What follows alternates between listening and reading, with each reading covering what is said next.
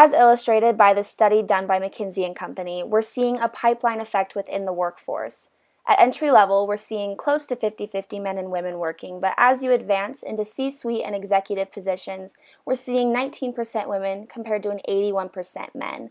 This is due to a lot of reasons. One of them can be there's less promotional opportunities for women, and another is just because the employee retention rate is lower for those women.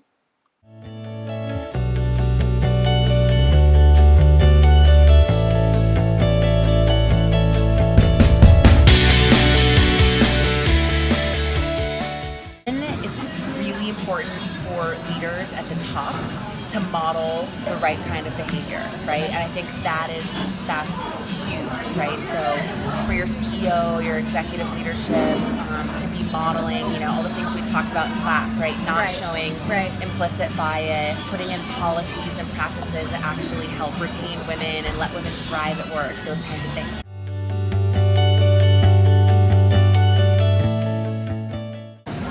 Women tend to be more cooperative. Women tend to listen more. Women tend to be more thoughtful and considered, as opposed to just acting off the cuff or gut or whatever, right? Women tend to be more empathetic, which is really important in leadership.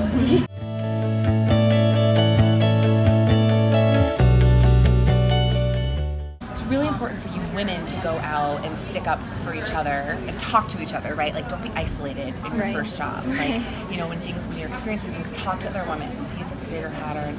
And you guys can stick up for each other. Things like we talked about, your ideas getting credited to others. You can be the ones in the room to say, actually, I heard Reagan say that earlier. It sounds like you're building on her idea.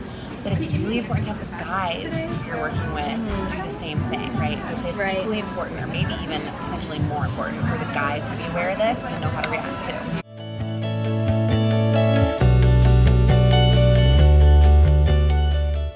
Stereotype and expectations and things that will feed into this later, right? My daughter is obsessed with pink and princesses. I'm like, where do you get that? It wasn't from me, and you see just really early in the books and movies, everything they're exposed to, there's a vision of women getting taken care of and swept off their feet, and the men are the heroes. So we're sort of at that stage right now of addressing that stuff.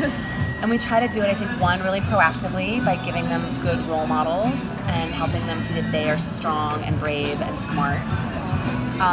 And then we do it reactively, right? So when we hear about things that are going on in their little lives and that are affecting them, we talk about it, and we talk a lot. You'd be shocked how much at this early age about how girls can do anything and girls are not limited just because they're girls, and even things like, we don't say firemen in our house, we say firefighters because they don't have to be men. Like that. That's cool. So it's little things like that I think about every day, right? That I just want them to have the right modeling and examples and vocabulary, and I would hope already on the playground, right? She's 4, and if she hears boys saying, you can't do that, you're a girl.